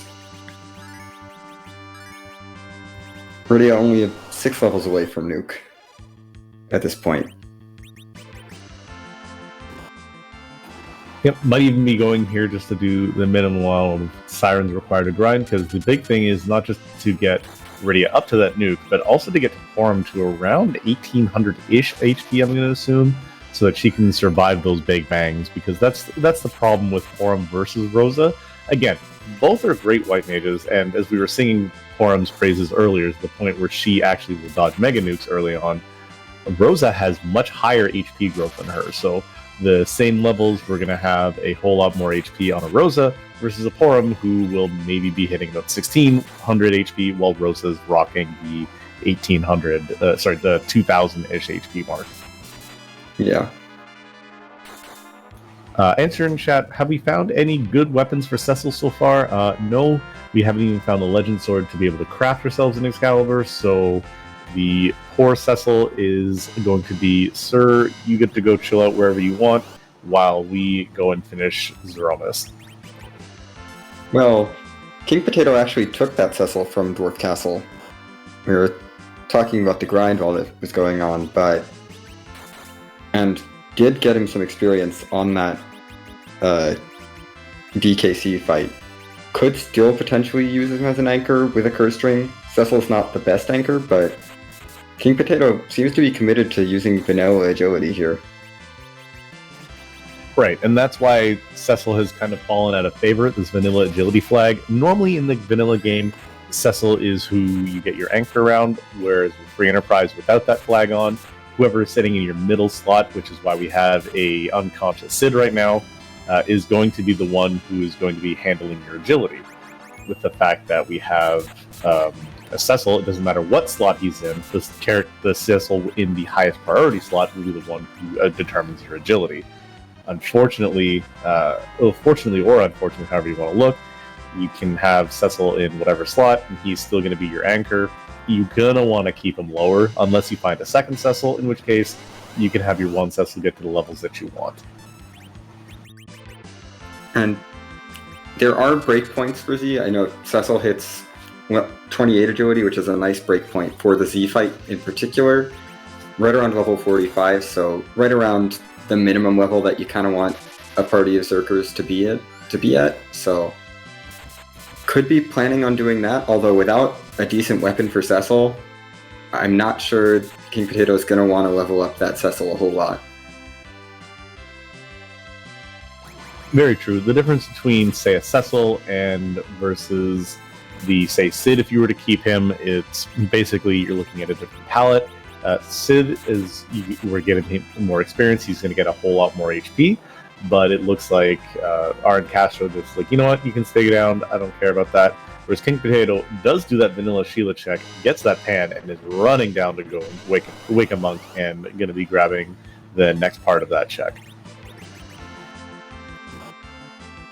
Yeah, we'll probably be a little disappointed to see this Murasame here having just dismissed that, I believe, his second edge for that Cecil.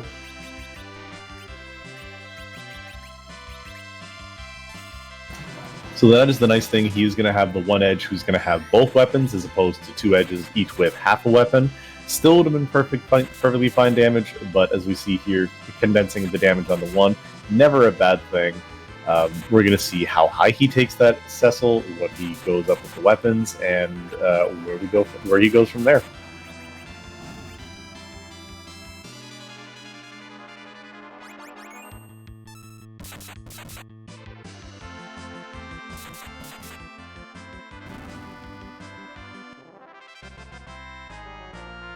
Whereas RNCastro making extremely short work of these King Ryus, getting all these levels.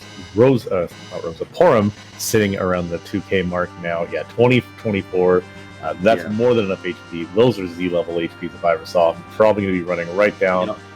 Most likely take that safety save and then go down to fight Zeromus and end off the seed. Whereas King Potato is going up and is going to be giving himself another talk with Sheila and going to be getting Objective 4 marked off on his list.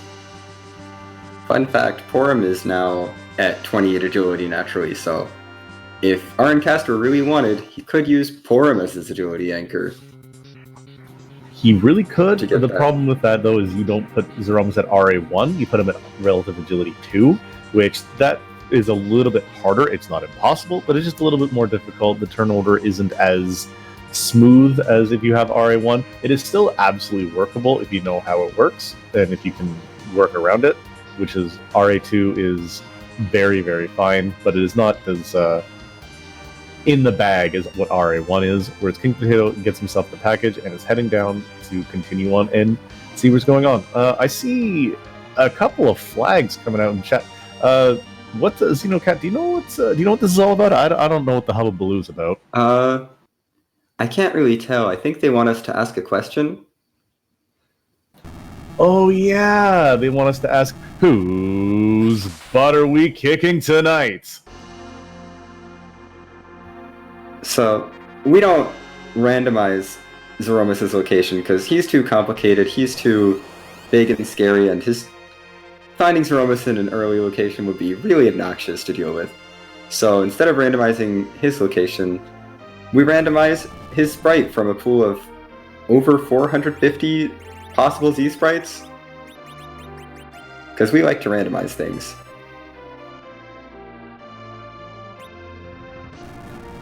Absolutely, and Scala Kitty does some absolutely fantastic work with magically wizard stuff with the sprites, to the point where you get some crazy things, to the point where you can see everything from vanilla Zeromus all the way to a literal potato. So we're going to see what butt are we going to be kicking.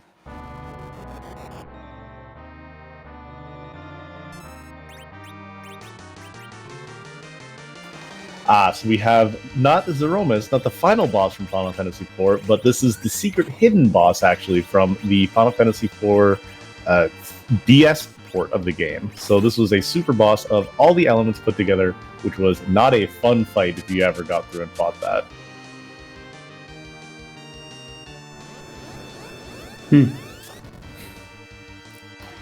As pointed out in chat, this does technically qualify as leg. Yes, we have the cape, and we do see some legs, but not quite the leg that everyone's excited for.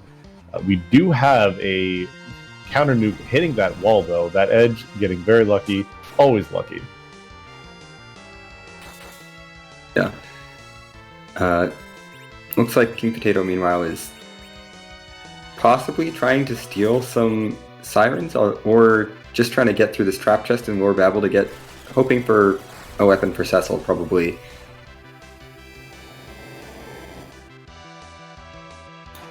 Absolutely. RNCastro getting that nerf of that first Big Bang, and that Kane is still taking a decent chunk. Whereas we had Edge not being berserked, but he is throwing everything, and eventually the kitchen cutlery, as opposed to the kitchen sink, at this Zeromus. Yeah, there's so many good darts, and there's that ninja sword that has been sitting in the inventory, the Dragoon Spear. I think the spoon is still in play. It's probably going to be a little bit before Edge gets zerked up, if we even see Edge getting zerked up. I don't think we will, especially with that wall currently sitting on him. I mostly expect us to see everything he's got. Oh, he's got Bacchus one, so that's how he's going to get that zerk up. Apparently, that's enough throwing. We're going to get ourselves 2 Berserkers, Reflex Rats with this nuke, or this is the direct Reflex Rats, and then Cure 4s, and it's going to be very straightforward from here.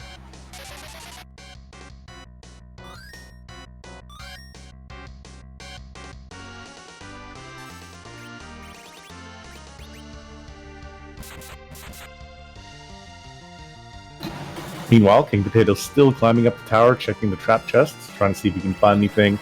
Maybe to get this Cecil online, get him some good weapons, and keep him around. Because we know that a single Excalibur, a single Crystal Sword, turns him from an okay to medium damage, is equivalent to what you're currently sitting here, to someone who can do almost double the damage, or the equivalent damage of this Edge and this Kane put together.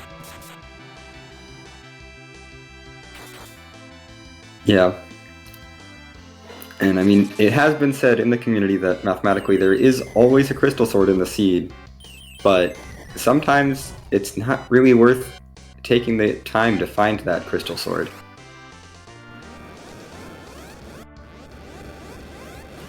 That is true. It is Schrodinger's sword until you decide you want to find it, or until you're done looking for it. And as you said, it's how much time investment do you want to put into it versus how much is it really worth to you. If you find it here on the way up in Babel, it's 100% worth it. If you find it on your way down to the hook route, absolutely worth it as well. But if you have to, say, go through the Lunar Subterrane, or even through Sylph Cave, where we never check those trap chests unless we're really, really hurting for experience, I don't, as I say it right there, and it comes up on seed. King Potato, never punished. There's a Crystal Sword. That Cecil, 100% worth the take. The really unfortunate part, though, is that is still a holy weapon, and we have a B-Mist at the top of the tower that he has to get through. So, as nice as that Crystal Sword is, he's going to be doing quarter damage. But on the right-hand side, RNCastro getting through that Threemus fight. GG's out in chat with an official time of 1 hour, 20 minutes, 38 seconds. And we're going to see if we can get him in. I'm not going to see if we can get him in. We have RNCastro in here for an interview. GG's on that seed, RN. Hey, thank you.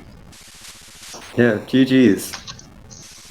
So tell us a little bit about your thoughts when you came going through that early seed. You find yourself with a hook route, and you find yourself with the team that you have. What are you thinking at the current moment? I gotta find that magma key. I wasn't gonna left any stone unturned. I really wanted to get a magma key because I wasn't too sure how it was going to go. Magma keys are always really hit or miss depending on who's down there, and I didn't want to try it. So I just went ahead and, even though I was telling myself not to go up Mount Ordeals because I didn't have Tella or Cecil to really, take full advantage of it, I thought let's just go ahead and do it and see what happens, and lo and behold, there it was. So that was nice. So not only that, but you also found your second edge there. What were you thinking when you see the two edges? Were you planning on keeping them through the seed? We know you got rid of them. Was there any time where you were like maybe on the fence about that? Or was it just like, nope, one edge, that's all I need? I thought about it for a little bit, and looking at the team, I thought, you know what? I already have a good spear for Kane, even though I usually don't like having Kane along, but he was already mostly geared up already. I had the anchor, I had my warp, I had my healer. I was like, this is it. I'm not changing my party from here on out unless I get a Tella. But other than that, this is it. So that's where I was on that.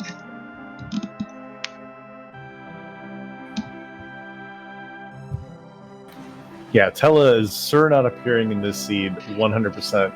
But with all those canes and all those spears, did you ever kind of regret maybe ditching one of them? Because we saw a white spear, Gungnir. I'm pretty sure 2 or 3 Dragoon spears going on there. Yeah, no, I mean, in my mind, I thought, great, if I really need to, which I never did, I could throw them. And that's what I kept telling myself during the mist fight, throw something. And then I just didn't. And I don't know why. So I just sat there and, demist, and I did a little dance on the top of the tower for God knows how long. But yeah, I should have thrown something there, but no, I was good with my party. I just, there's always that chance of getting, the crystal sword for Cecil or, multiple spears for someone. And at that point, I just thought if I continue thinking about that, I'm just going to hurt myself in the long run. So just went forward from there. All right, so you get underground, you got that magma key, you find yourself in Dwarf Castle, and you are faced with the Alt Gauntlet. Most runners reset out the second they see that. What made you want to, instead of run away and maybe go somewhere else, why did you stay and fight that as opposed to noping out of that long check?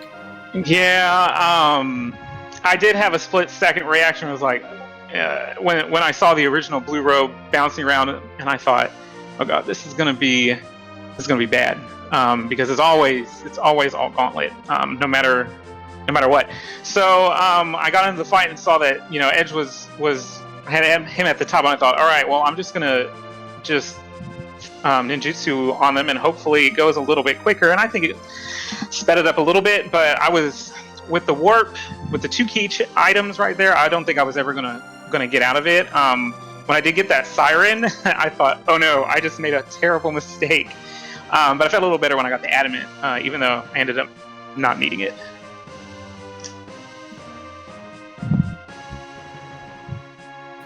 Indeed. So you saw the sirens, you were getting access to the different grinds. You in fact showed off 2 of the different main uses for those eggs, for the eggs and then the King Ryu grind.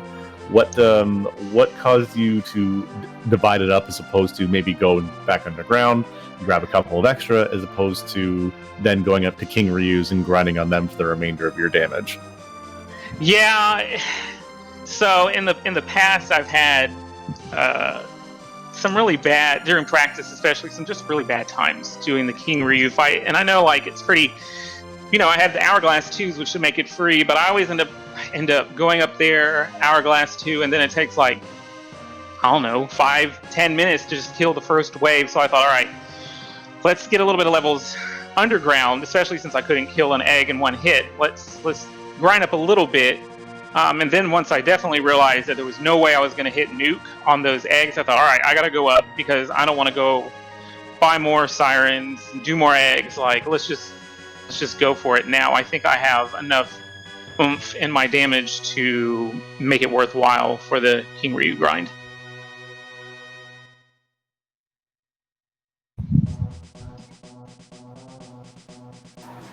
All right, so what are some of your more thoughts overall on the seed as you're kind of progressing through? You start off and you have the early twin harp, and you know it's your objective 3.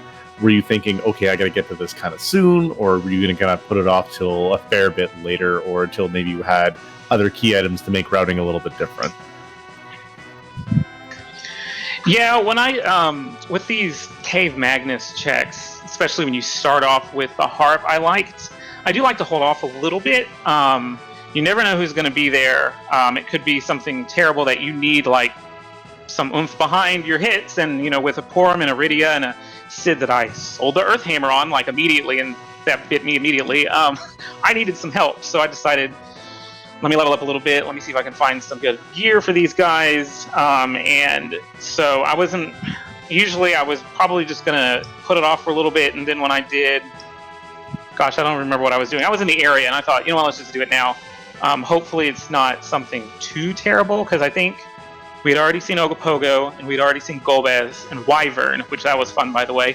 And I thought, it can't be that bad. So I went for it. It was Bahamut. I thought, race to the finish. So that ended up okay. And then just overall, the seed, it was interesting because I think if you knew exactly where you needed to go immediately, it was pretty linear and straightforward, but obviously nobody knows what's going to happen, so it was a lot. It ended up being quicker than I thought, because when I got down to, with just the last couple checks, I thought, oh my gosh, like, what else what else is the seed holding for me? Am I going to have to do like this really long check to like Earth Crystal, the Baron, the Tower, to whatever, and it just so happened that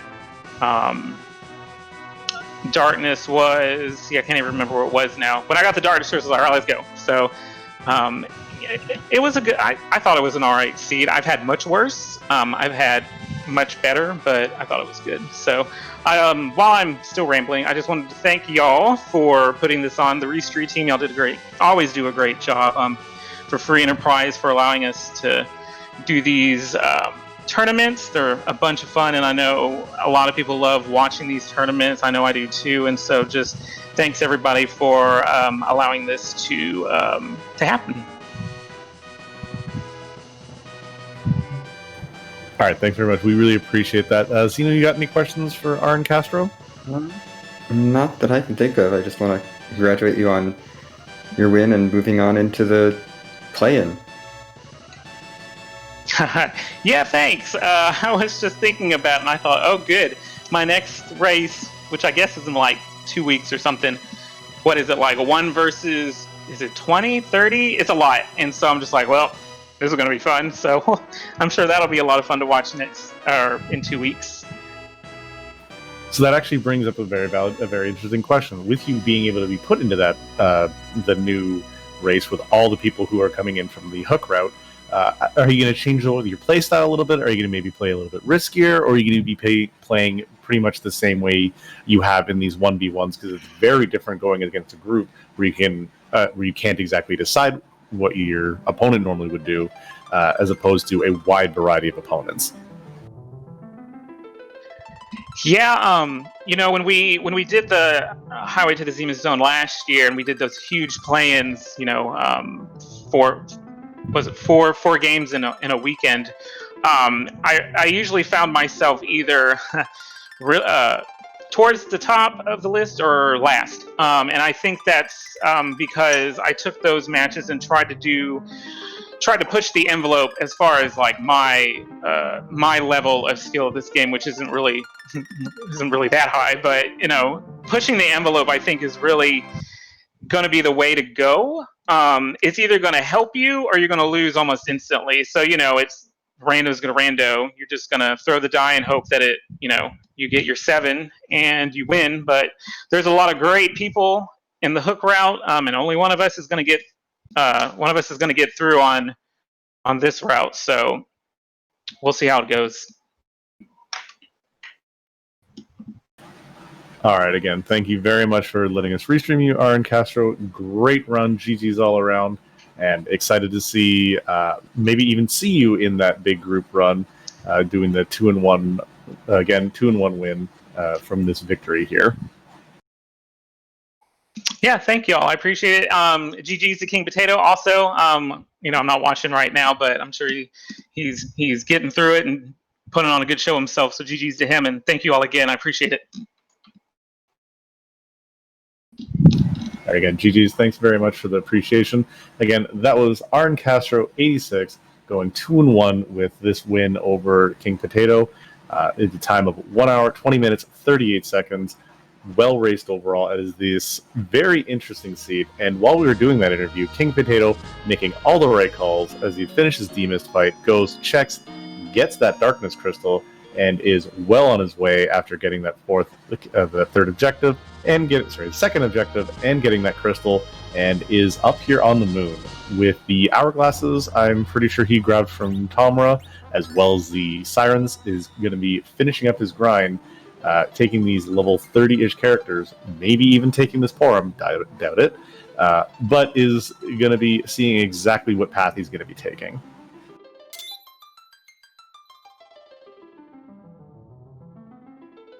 Yeah, I imagine we'll probably see a double gold dragon grind. Absolutely. And additionally, while we were in that interview and while we're getting all this caught up, I want to thank you and say welcome to our RPG Limit Break Raiders with 180 coming in from the other race. As always noted, please, no spoilers in the chat from the other race for those of us, myself and my co-commentator included, who haven't had a chance quite to see the race, but always encourage everyone, check the VODs. These races are fantastic, whether there's a minute difference or whether they're not. The differences you can see in routing and such is always interesting to learn, whether you're a veteran or someone who's brand new. And if you're brand new and you look at these races, you go, oh man, this is a little more out of my league. This randomizer is absolutely changeable for whatever you want. If you want something a little more crazy, you can go full T-Wild, where you can get all these crazy items everywhere that you can see. You can make it so that it's as easy or as hard as you want, and the Discord and the people that we have here are great resources. Everyone's friendly, welcoming, and whether you're a new hat to Final Fantasy IV, or someone like myself who's been playing it for years and years and remember it from when we were we lads and lasses, we can all be welcomed, and very, very much easy to get into it, as from everyone's willing to share information. Yeah, I just want to second that. It's super easy to get into this community. I started playing this randomizer like last year, and I somehow have gotten okay at it. I don't know. But it's a blast. Everyone is super welcoming. You can really learn a lot, both from watching these VODs and from just trying it out yourself. So hop into the Discord, try out a seed. You can do whatever you like with it. It's super, super customizable. And in addition, if you don't even want to run the seeds, if you're going to join the Discord just to chat, hang out, we're all great to do that. Or if you just want to make sure you're always caught up on any free enterprise race that we have, we also have a Twitter that you can follow. You get all the updates on whatever races we're doing across whatever channel. Additionally, any marathons that we've been doing, as for example, we've had a few marathons over the past couple of weeks, and we have some coming up in the near future as well. So always keep an eye on that. And as the lovely Scarlet Kitty, who also does our sprite work, just said, we have the YouTube that we also have. Go to Free Enterprise YouTube, miss a race, want to check out a race, or want to rewatch this again from the comfort of your own couch. 100% check out the YouTubes, and we have even playlists for the Threemus Zone matches here, so you can watch all of them one right after the other, so you never have to end There's over, as mentioned, over 100 VODs on the playlist, and there are only going to be more to come with how many restream races. And that's another really great thing. The restreamer stuff this is all volunteer work. We're all giving time out of our schedule so that we can make sure we get all of this shown off to you guys. And the fact that you can watch it again and again is the best part. Whether you want to learn from what you did differently, what you could do differently, to just wanting to enjoy how fast you got through a seed. 100% anything you can do from A to Z is easily done within these seeds.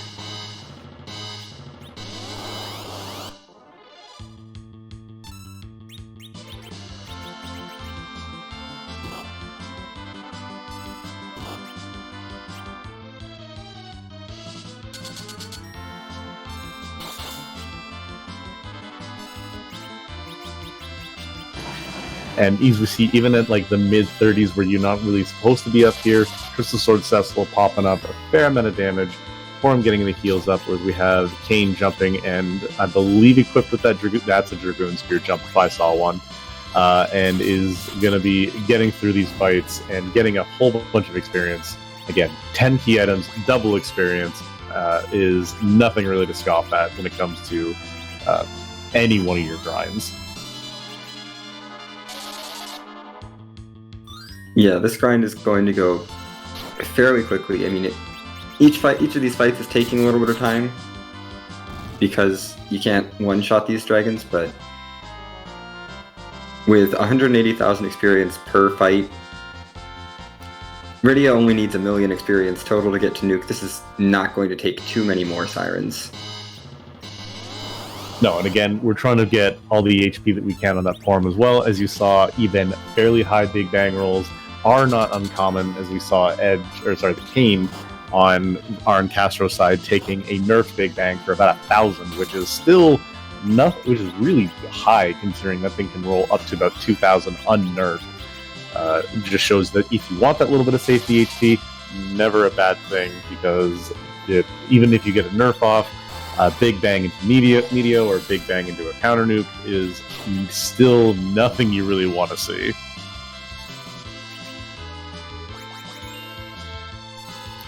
Yeah, Threemus is still a final boss and is a very scary final boss, and if you do not do things right, it can go wrong very easily. So it's always nice to have that extra bit of safety HP. Indeed, I'm one of the people who, as I said, I've played Final Fantasy IV Vanilla forever, gone through it many times, done a fair amount of seeds in this randomizer, and I still have times where I'll look at Threemus, you're a pushover, I've dealt with you enough, and then he says, I'm sorry. Big Bang says, what? Sorry, who? And I'm looking at the file select screen.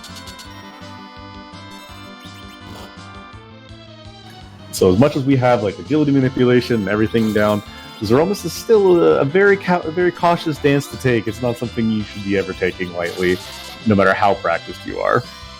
Yeah, I know if I'm missing an ingredient of like my perfect Z fight, I'm gonna play it a little cautiously and maybe knock that battle speed down a bit, just to make sure that I can get through the fight. And that's the thing, there are other strategies. For example, if we went with a full reflect team, or if we had nothing but casters, Battle Speed 3 is actually a very viable option for doing the fights at. A lot of these fights you see have been done at full Battle Speed 1, where it's max speed. There's nothing wrong with giving yourself that little bit extra time to buffer your inputs and give yourself the time so that Threemus does get an extra sneaky turn or something along those lines. It's always best to give yourself all that extra breathing room, because again, as much as it is a race at the end of the day for stuff like this, if you wipe because of a missed menu or something like that, then that's time lost from the walk down, such like that. So it's always better to be, I always say it's better to be safe than sorry. Save early, save often. Yeah, and especially when it comes to the Z fight. Especially when it comes to maybe tossing out a white from a white mage. If you aren't sure that you can get that white in, just Cure 4. It's safer. Do it. Don't play risky. Speaking of Cure 4, we do have Forum up to the level where she learns Cure 4, and Kane is doing a solid 7k with those jumps right now. Rydia still a few levels off of Nuke, probably another 2 or 3 Sirens from the looks of it, but with the way Kane's doing this damage and Cecil and Edge as well, it's not going to take him very long to get through this. Cecil already popping out over 4k damage. HP's a little high on him, so it looks like he's not going for the traditional level about 45-ish spot for Cecil. Is just going to go power overwhelming. I'm going to beat you, especially when you nuke it in the face, as Rydia just learned. So looks like King Potato going to take a save and going to go down and say hello to Zeromus himself. Yeah. And even with Cecil being a little bit high at level 52, the anchoring situation will probably be fine. Crystal Sword Cecil can excuse a lot of anchoring issues, especially with really great weapons on both that Edge and that Kane as well, and having that White Mage, that Porum to keep everyone alive.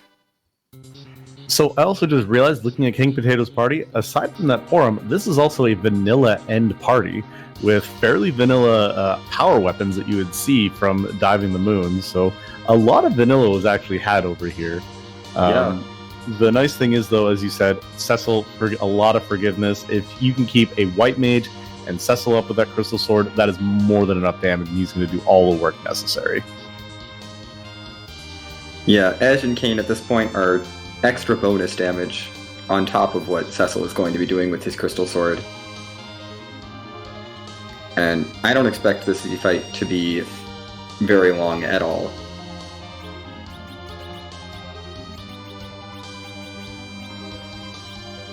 Neither do I, and as we see, we have the last little bit of menuing going on from King Potato as we get to ask the one last question. If you guys want, get those Z flags out. We do know who the boss is, but we're going to find out whose butt is King Potato going to be kicking tonight.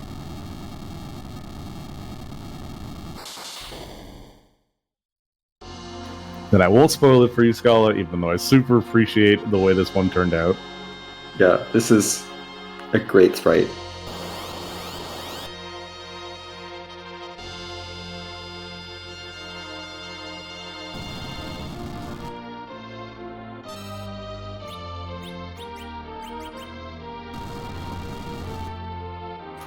So as you see, with him not being at RA1, instead of Cecil going first, we in fact have Edge going first to toss out that crystal.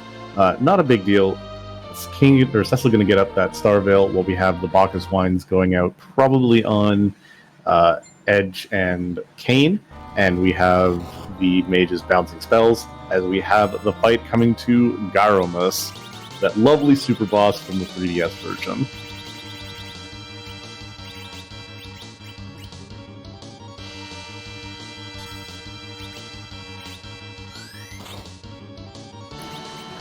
So for people in chat who aren't sure, as we mentioned, this is from the boss, as Scala is saying. It is the appearance from Record Keeper, one of the mobile games for Final Fantasy, but this is the final boss of a super boss, in the Final Fantasy IV 3DS remake, which, if you haven't played, is harder than the base version, but is still a fantastic play. Adds cutscenes, more story, and you learn some additional secret things.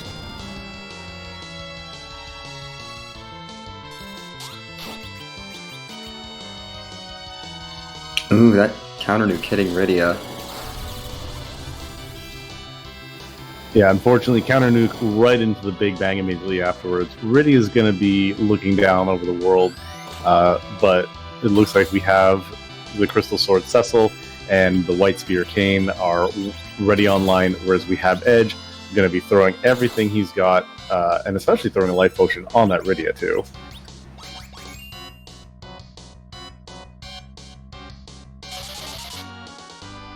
Yeah, with this damage output, as long as Porum stays up, this fight is pretty safe.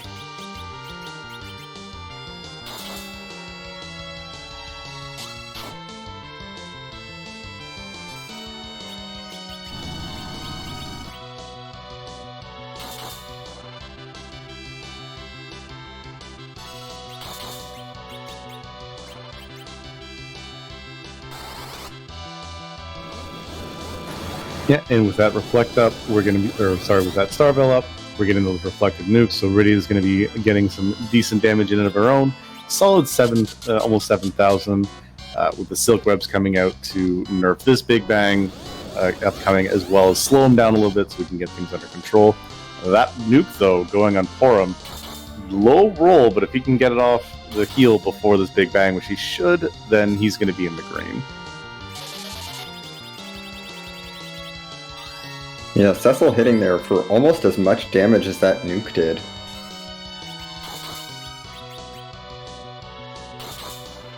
It just goes to show the power of Crystal Sword Cecil.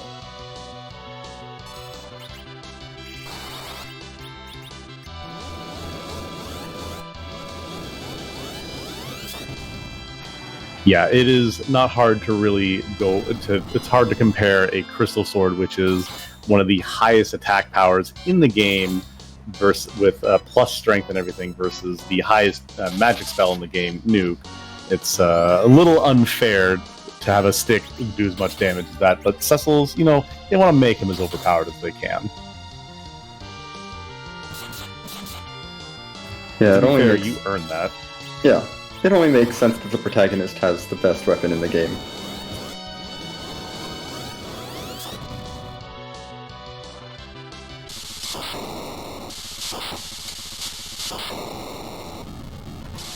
And there's the flash, there's a shake, we don't see rocks. GG to KingPotato113. It looks like, let's see if we can maybe get him in for...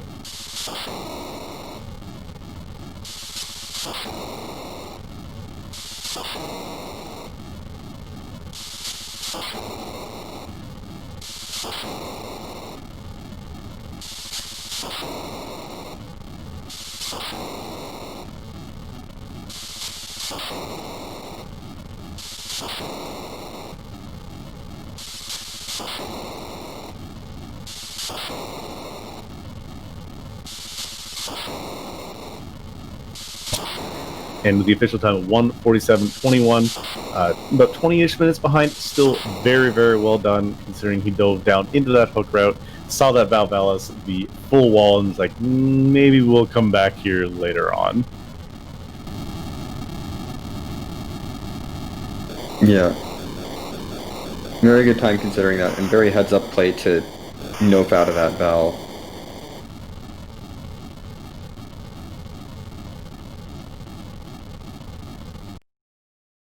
Alright, and while we're looking...